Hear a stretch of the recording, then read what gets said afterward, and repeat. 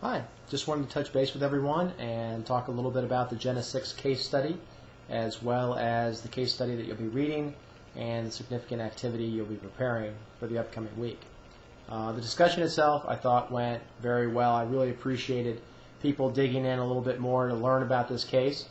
For those of you who have already taken law with me, this is a case that we talked about briefly in my law class, and obviously it dominated the news for quite some time, not so long ago.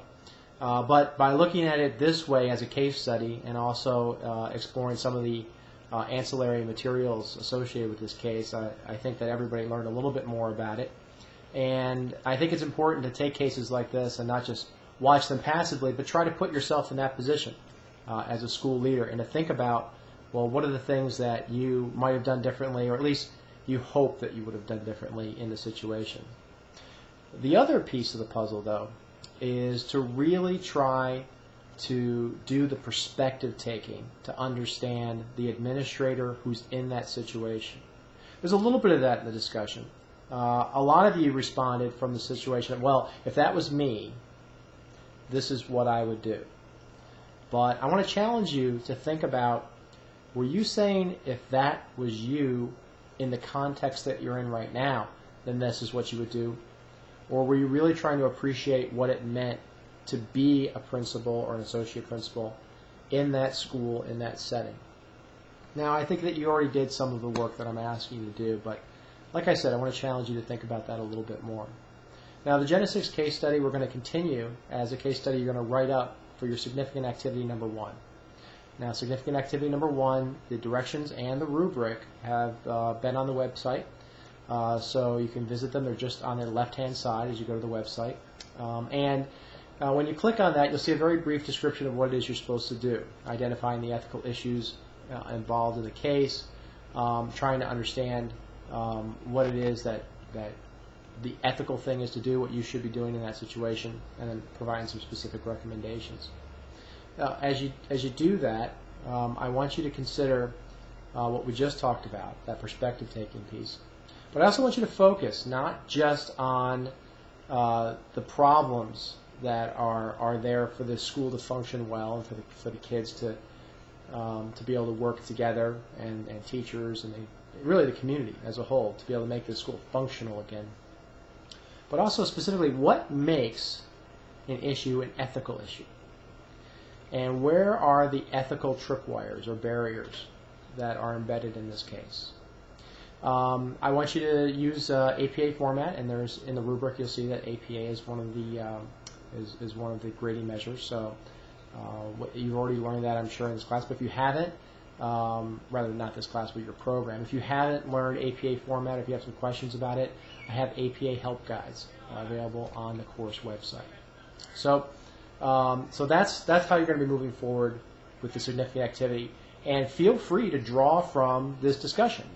It's purposeful that you got a chance to have this discussion with your classmates to tease out some interesting ideas. I want you to build off of it, not feel like you have to work in isolation. Now, the reading that you have going into next week. In addition to that, I have another case that's posted on the website. And this is a case that if you've taken school finance here at the University of Arkansas, definitely if you've taken it with me before, then you're familiar with this case. We've used it in the past as a finance case, but I've taken the heart of this case, and we're going to be looking at it from an ethics perspective. So when you read it, you'll see that it has to do with some budget cuts, which may lead to some personnel cuts and some hard decisions that have to be made.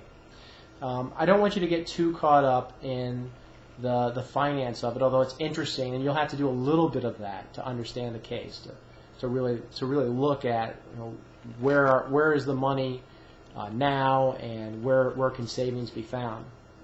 But as you're doing that, the most important part of this case is to think about what are the ethical considerations involved for the process that we use.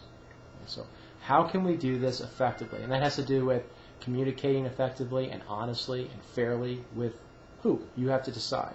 What kinds of decisions need to be made? And if we're talking about cutting, whether it's cutting programs, whether it's cutting people, then what's the principled process that you use for deciding who it is that gets cut.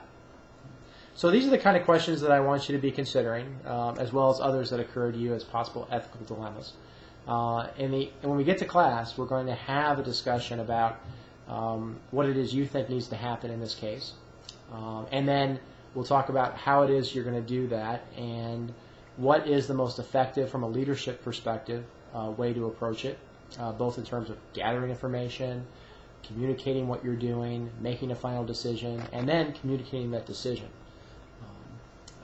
So we're going to cover all those bases. We'll spend quite a bit of time wrestling with this case and also talking about just the communication. How do you manage communication? And some of that is just effective leadership issues that we're going to talk about, but some of it has to do with ethics, not just an ethics of what's just, but ethics as an ethics of care.